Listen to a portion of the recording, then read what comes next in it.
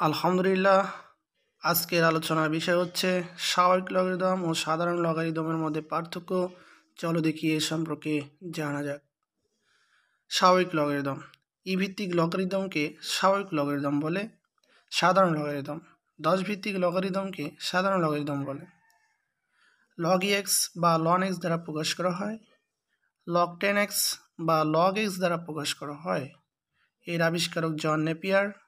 এর আবিষ্কারক Henry Briggs.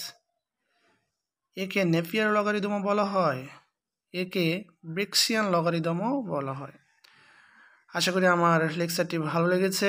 আর যদি আমার লেকচারগুলো ভালো লেগে থাকে তাহলে অবশ্যই আমার চ্যানেলটি সাবস্ক্রাইব করবে এবং লাইক ও শেয়ার করে বন্ধুদের মাঝে আমার চ্যানেলটি পৌঁছে দেবে। এই বলে আমার লেকচারটি এখানেই শেষ করছি।